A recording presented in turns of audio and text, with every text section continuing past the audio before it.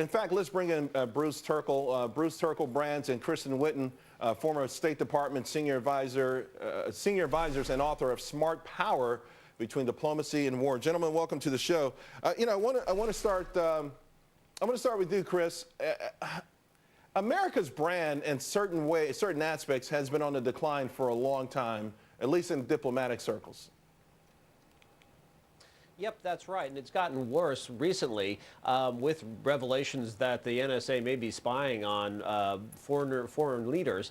Not that that's bad in and of itself, but it just adds to the sense of incompetence that the United States can't keep any secrets. If you look, not only do Americans think we're less respected around the world, but clearly judging from the actions of others, they too respect us less. Just look at what Russia does. For example, you have governments like the president of Brazil who canceled a state visit, for example, to the United States. That's, these are diplomatic signs that not everything is real quick, on top of that, isn't that really what's changed? It's not just that maybe people have less and they're less intimidated by us and they look up to us less, but now they're starting to express it. And you got to wonder, what's Angela Merkel going to do? I mean, she must be angry as all can be.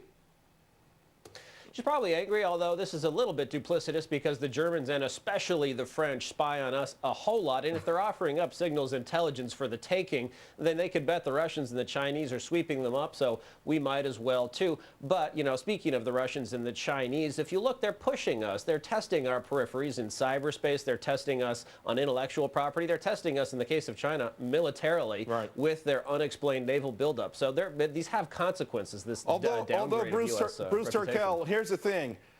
When it comes to just day-to-day stuff, they're not necessarily testing us. In South America, they want Harley-Davidsons and they want Whirlpool refrigerators. It seems like maybe outside of the U.S. government, the American brand is pretty strong around the world. Well, that's right, because what you have to look at is that a brand is not a single solitary thing, and it's never static. It's dynamic. It's changing all the time. So on the one hand, our products, our culture, the things we export that the rest of the world wants, all the way back to Elvis and Marilyn Monroe, to, as you said, Harley-Davidson and Whirlpools, they want that. On the other hand, our activities, our actions either enhance or degrade our brand based on how they affect our core principles, the core values of our brand, which are, let's face it, democracy, freedom, dependability, reliability. And when we do things that suggest to the world that maybe those aren't exactly what we actually stand for, that's where the problems occur. Now, Bruce, just recently IBM reported their earnings and the number was down, and there was some scuttlebutt that China just stopped buying IBM computers in a protest to the NSA. Can we see that commingling of political outrage reflected in consumer behavior around the world?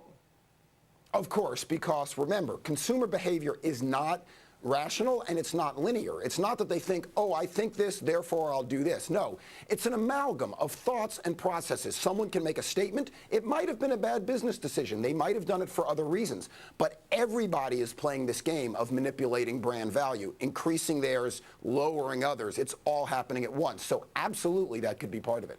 Chris, President Obama began his term as president of the United States with what many called an apology tour. Did that help us in any way, or did that actually hurt us with respect to what we're discussing here, the brand?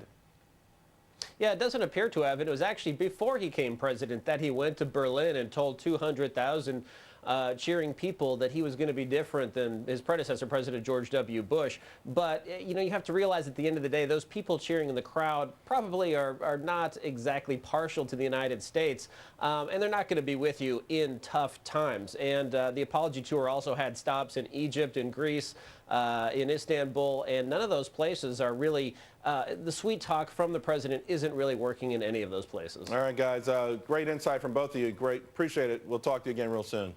Thank you.